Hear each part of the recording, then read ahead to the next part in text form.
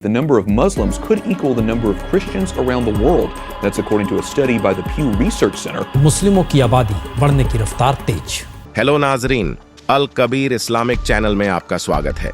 इस वीडियो में हम जानेंगे मात्र 1500 साल पुराने दुनिया के दूसरे सबसे बड़े धर्म इस्लाम धर्म के उदय यानी जन्म के बारे में। इस्लाम क्रिश्चियनिटी के बाद 180 करोड़ फॉलोअर्स के साथ दुनिया का दूसरा सबसे बड़ा धर्म है। दूसरा बड़ा धर्म होने के साथ साथ इस्लाम धर्म बहुत ही विवादास्पद और रहस्यमयी रहा है। जहां एक तरफ तो लोग बड़ी संख्या में इस्लाम धर्म को फॉलो करते हैं, वहीं दूसरी तरफ काफी लोग आलोचना भी करते हैं। नाजरीन, सीरीज का नाम है इस्लाम धर्म का उदय और इसकी हकीकत। इस सीरीज के पार्ट 1 में हम बात करेंगे इस्लाम धर्म का उदय कैसे हुआ। इस सीरीज का उद्देश्य संसार की भोली भाली और विभिन्न पंथों में धर्म के नाम से बटी जनता को पवित्र किताबों के आधार से सही रास्ता बताकर एक सूत्र में बांधा जाए। तो चलिए शुरू करते हैं इस रोमांचक सफर को। नाजरीन, इस वीडियो में हम आपको -0 से बताएंगे। आपने जितनी भी वीडियो देखी होंगी सब मॉडर्न हिस्ट्री की ही बात करते हैं। हम आपसे वादा करते हैं इस सीरीज को देखने के बाद आपको कोई और वीडियो देखने की जरूरत नहीं पड़ेगी। नाजरीन, किसी भी धर्म के लोगों से आप पूछ लो, सभी यही कहेंगे कि हमारा धर्म सबसे पुराना है, हमारा धर्म सबसे बड़ा है। कोई अपने राम जी को बड़ा बताएगा, कोई ईसा जी को, कोई मूसा जी को, कोई अल्लाह को। सब अपने अपने भगवानों को एक दूसरे से बड़ा बताएंगे। धर्म का अर्थ है पंथ यानी सही रास्ता दिखाना। तो सवाल ये उठता है कि इतने धर्म क्यों, जब भगवान, अल्लाह, खुदा, रब, गॉड एक ही है, तो इतने सारे भगवान क्यों? क्या ये हमने अपनी नासमझी के कारण बनाए हैं, या परमेश्वर का कोई आदेश है, या शैतान ने हमें भ्रमित किया है? आज के वीडियो के माध्यम से हम इसी सवाल का जवाब ढूंढेंगे। नाजरीन, सर्व पवित्र ग्रंथों में वर्णन आता है कि संसार में विशेषकर 2 ताकतें हैं जो सबको प्रभावित कर रही है। नंबर 1 रहमान, नंबर 2 शैतान। रहमान यानी भगवान, अल्लाह, खुदा, रब, गॉड, और शैतान यानी राक्षस जो हमें भ्रमित करता है। इन दोनों शक्तियों के बारे में हम सृष्टि रचना तथा ब्रह्मांडों की उत्पत्ति कैसे हुई वाली वीडियो में विस्तार से बात करेंगे। अगर हम अभी इस बारे में चर्चा करेंगे तो वीडियो बहुत लंबी हो जाएगी। इस खास विषय पर हम आपके लिए अलग से स्पेशल वीडियो बना देंगे। नाजरीन, हर धर्म की अपनी अपनी हॉली बुक्स यानी आसमानी किताब है जो अल्लाह खुद पृथ्वी पर अपने पैगंबरों पर उतारता है। हिंदू धर्म की आसमानी किताबें पवित्र ऋग्वेद, यजुर्वेद, सामवेद, अथर्ववेद तथा पवित्र श्रीमद् भगवद गीता हैं। वेदों का ज्ञान जो ईसा से 4000 वर्ष पहले वेद व्यास ऋषि ने लिपिबद्ध किया। ऋषि का नाम कृष्ण द्वैपायन था। पहले चारों वेदों का ज्ञान एक था। ऋषि कृष्ण द्वैपायन ने इसको 4 भागों में विभाजित किया, नाम भी 4 रखे। इसी कारण से ऋषि कृष्ण द्वैपायन को वेद व्यास भी कहा जाने लगा। यहूदी धर्म की आसमानी किताब पवित्र जबूर तथा तौरेत है जो यहोवा यानी जिसे यहूदी धर्म के लोग अपना भगवान मानते हैं ने हजरत दाऊद पर पवित्र जबूर तथा हजरत मूसा पर पवित्र तौरेत किताब नाजिल की यानी उतारी। ईसाई धर्म की आसमानी किताब बाइबल है जो भगवान ने ईसा जी पर नाजिल की। ईसा जी खुद को भगवान का पुत्र मानते हैं, भगवान नहीं। पवित्र जबूर, तौरेत, इंजिल, इन तीनों पुस्तकों का संग्रह है पवित्र बाइबल। इस्लाम धर्म की आसमानी किताब कुरान शरीफ है जो अल्लाह ने पैगंबर हजरत मोहम्मद जी पर नाजिल की। मुसलमान अल्लाह को ही अपना भगवान मानते हैं। मुसलमान 4 किताबों को सत्य मानते हैं, कुरान, तौरेत, जबूर, इंजील। Similarities of religions, Hindu, Judaism, Christianity और इस्लाम। इन चारों धर्मों में सबसे पुरातन यानी पुराना धर्म सनातन धर्म है। इसको हिंदू धर्म भी कहते हैं। जैन धर्म, बौद्ध धर्म, सिख धर्म, ये भी हिंदू धर्म से निकले हुए धर्म हैं, यानी एक ही परिवार के लोग हैं। ऐसे ही यहूदी, ईसाई, इस्लाम धर्म में सबसे पुराना धर्म यहूदी धर्म है और यहूदी धर्म से ही ईसाई और इस्लाम धर्म का उदय हुआ। और यहूदी, ईसाई और इस्लाम धर्म एक ही परिवार के लोग हैं। जैसे हिंदू धर्म से निकले हुए जैन धर्म, बौद्ध धर्म, सिख धर्म की बहुत सारी मान्यताएं हिंदू धर्म से मेल खाती हैं। उदाहरण पुनर्जन्म, आत्मा का अमर होना, कर्म सिद्धांत, मोक्ष की धारणा आदि आदि ऐसे ही यहूदी, ईसाई और इस्लाम धर्म की काफी सारी मान्यताएं आपस में मेल खाती हैं। जैसे यहूदी, ईसाई और मुसलमान तीनों धर्म बाबा आदम जी को अपना प्रथम पुरुष मानते हैं, भगवान को निराकार मानते हैं, एक भगवान पर विश्वास रखना। हालांकि तीनों धर्मों में भगवान के नामों को अलग अलग नाम से पुकारते हैं। इस्लाम धर्म में यहूदी धर्म में आए हुए पैगंबरों को भी अपना पैगंबर मानते हैं। जैसे यहूदी धर्म के संस्थापक हजरत अब्राहम और हजरत मूसा जी, जिनसे यहूदी धर्म की शुरुआत हुई। ईसाई धर्म के संस्थापक ईसा जी, जिनसे ईसाई धर्म की शुरुआत हुई। इन पैगंबरों को अपने टॉप 5 यानी ऊंचे पैगंबरों में गिनते हैं आदि आदि। इसलिए इनकी बहुत सारी मान्यताएं मिलती हुई दिखती हैं। यहूदी, ईसाई और इस्लाम तीनों धर्मों की जड़ यानी रूट्स कह लो, या इनका मूल यानी ओरिजिन कह लो, सनातन धर्म यानी हिंदू धर्म ही है। आइए जानते हैं कैसे। दोस्तों, हमने आपसे शुरू में ही कहा था कि हम -0 से आपको बताएंगे, क्योंकि हमें यह जानना जरूरी है कि इस्लाम धर्म के रूट्स यानी जड़ें कहां से हैं, तभी हम आगे अच्छी तरह समझ पाएंगे। नाजरीन, कुरान शरीफ में लगभग 40% ज्ञान बाइबल वाला है। बाइबल ग्रंथ में 3 पुस्तक इकट्ठी की गई है, जबूर, तौरेत तथा इंजिल। मूसा जी के अनुयायी यहूदी कहलाते हैं, ईसा जी के अनुयायी ईसाई कहे जाते हैं, मोहम्मद जी के अनुयायी मुसलमान कहे जाते हैं।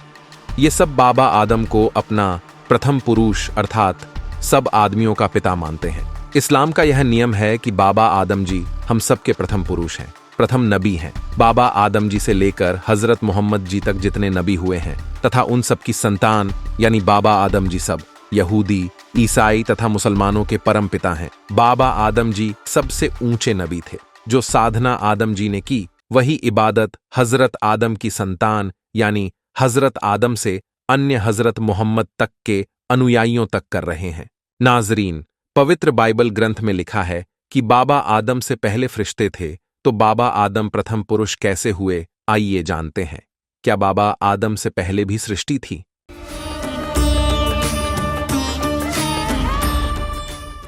ये देखिएगा, जीवनी हजरत मोहम्मद सल्लल्लाहु अलैहि वसल्लम, मोहम्मद इनायतुल्लाह सुबहानी। ये देखिएगा,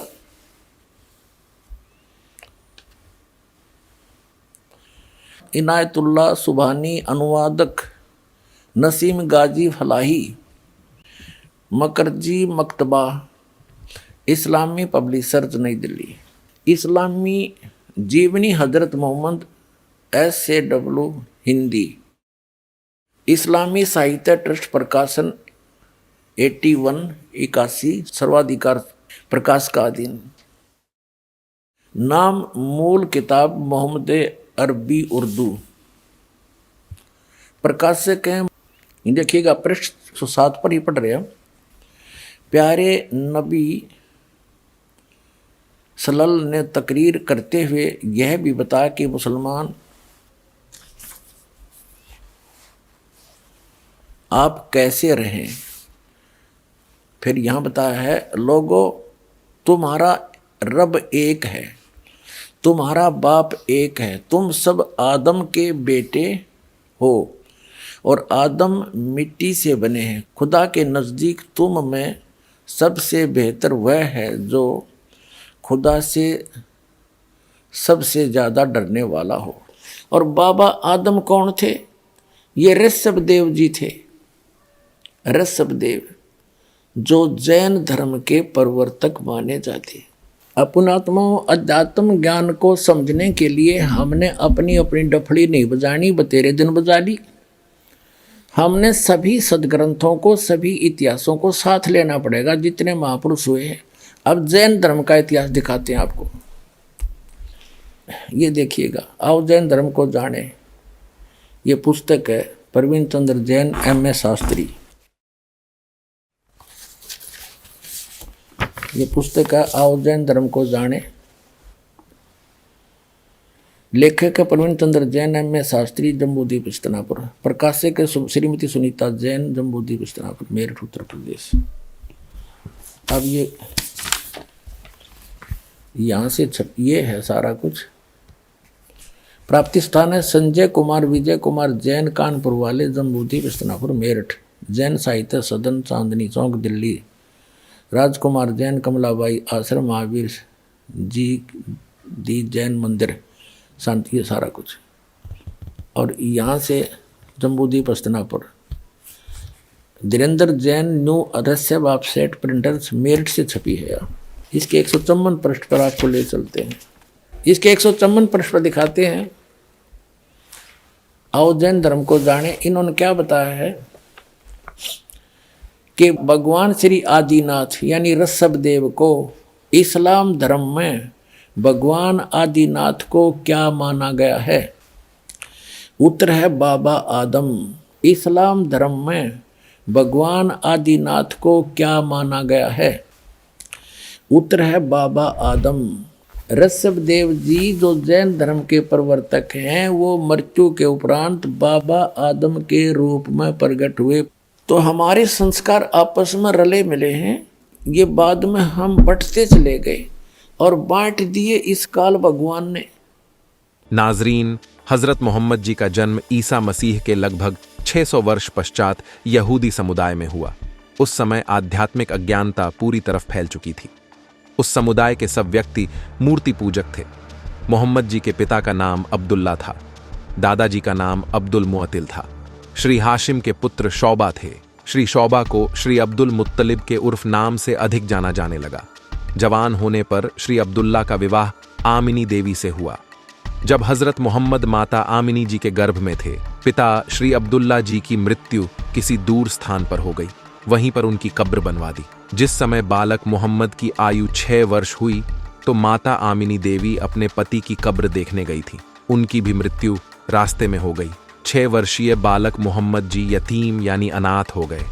हजरत मोहम्मद जी जब 25 वर्ष के हुए तो एक 40 वर्षीय विधवा खदीजा नामक स्त्री से विवाह हुआ।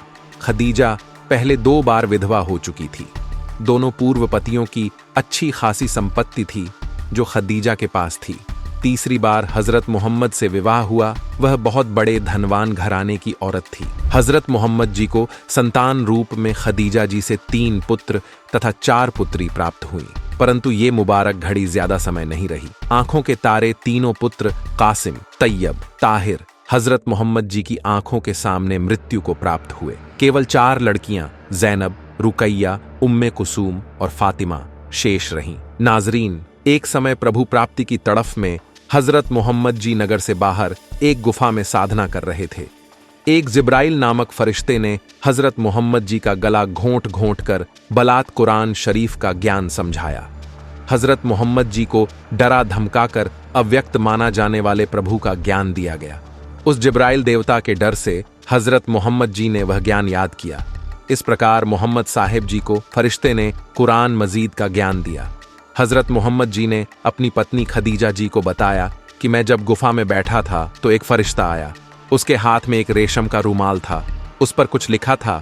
फरिश्ते ने मेरा गला घोंट कर कहा, इसे पढ़ो। मुझे ऐसा लगा जैसे मेरे प्राण निकलने वाले हैं।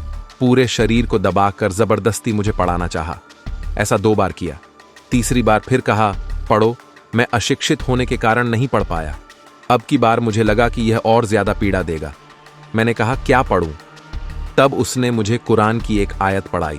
फरिश्ते जिब्राइल ने नबी मोहम्मद जी का सीना चाक किया, उसमें शक्ति उड़ेल दी और फिर सील दिया तथा एक खच्चर जैसे जानवर बुराक पर बैठाकर ऊपर ले गया।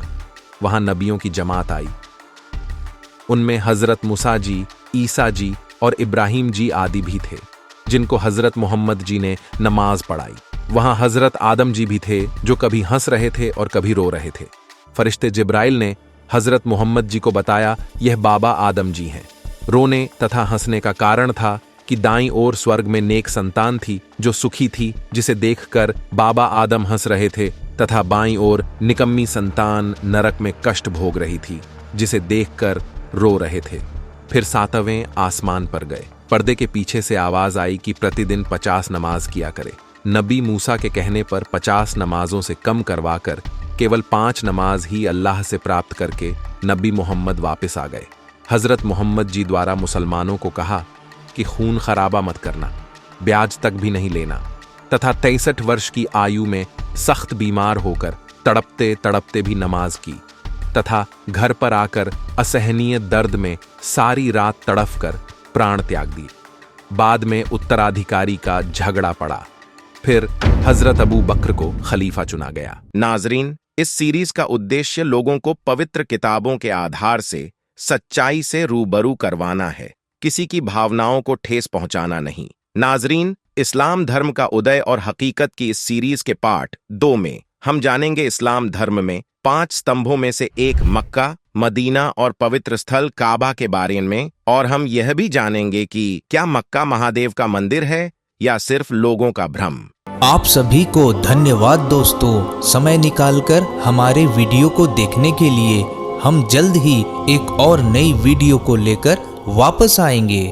इस चैनल पर हम इस्लामिक ज्ञान, धार्मिक तर्जुमानी, कुरान के तफसीर, हदीस और अन्य इस्लामिक विषयों पर वीडियोस शेयर करते हैं। हम इस्लाम के मूल्यों और नए रास्ते के बारे में चर्चा करते हैं और आपके जीवन को एक सकारात्मक रूप में प्रभावित करने के लिए प्रेरित करते हैं। यदि आपने हमारे चैनल को अभी तक सब्सक्राइब नहीं किया है तो कृपया सब्सक्राइब बटन पर क्लिक करें और वीडियोस को लाइक, कमेंट और शेयर करना ना भूलें। आप हमें अन्य सोशल मीडिया पर भी फॉलो कर सकते हैं। मुसलमान धर्म से संबंधित अधिक जानकारी के लिए पढ़ें बाखबर संत रामपाल जी महाराज द्वारा लिखित पुस्तक मुसलमान नहीं समझे ज्ञान कुरान। पुस्तक को अभी प्राप्त करने के लिए नीचे दिए गए नंबरों पर संपर्क करें।